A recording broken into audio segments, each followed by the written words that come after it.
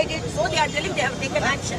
Before, when the government was there, it's the responsibility of the chief minister. The writ petition that has been filed, it has been saying that 21 lock-up deaths has happened since 2021. So what is your response? Yeah, that is the actually the Stalin should answer for this. This repeated lock-up deaths means what is happening?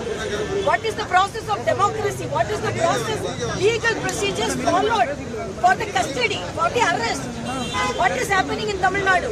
Actually, in spite of, because of all the voice from the press and the opponents, now action has been taken. Previously, he told, another case was the Vignesh, he told, he had convulsions.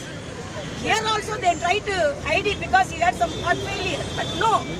So a young heart, 25 years heart, if it is stopping the beat, means how the beat would have been. It's very, very disheartening. Young heart beating, stopping his beating. It's really, I have seen the beating hearts of young people. If it is stopped, what would have been the atrocity on it? What would have been the beating?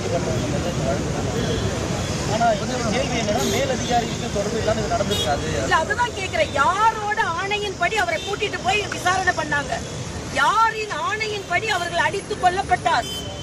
எல்லா திருட்டுக்கும் நீங்க இவ்வளவு தீவிரமா நடவடிக்கை எடுக்கிறீங்களா? ஒரு chain காணாமச்சுன்னு யாராவது ஒருத்தர் சொன்னா எல்லா திருட்டிற்கும் இப்படி நீங்கள் நடவடிக்கை எடுக்கிறீங்களா? இப்ப இதற்கு மட்டும் இவ்வளவு நடவடிக்கை என்ன? அவர் இல்ல இல்ல இல்ல அடித்து கொல்லப்படுகிறார் என்றால் யார் ஆணையிட்டால் அதற்கு அது எல்லாமே நமக்கு தெரிந்து கொள்ள வேண்டும் என்றாலும் அதிகாரத்தில் இருப்பவர்களின் ஆணை இல்லாமல் இது நடந்திருக்க முடியாது. ஆக ஒரு செயின் காணாம போச்சுன்னு சொன்னா உடனே எல்லாரையும் நீங்க கூட்டிட்டு போயிட்டீங்களா? அதாவது மதுரையில் சிலம்பிற்காக கண்ணகி மதுரையை எரித்தாள். அந்த அஜித்குமார் முதுகில் விழுந்த ஒவ்வொரு அடியும் தமிழகத்தில் உள்ள சாமானியர்களின் முதுகில் விழுந்த அடி என்று நான் சொல்கிறேன். அந்த இதயம் இருப்பதற்கு அந்த அளவுக்கு அடி அடிக்கப்பட்டிருந்தது என்றால் இது தமிழக மக்கள் மீது விழுந்த சம்மட்டி அடி.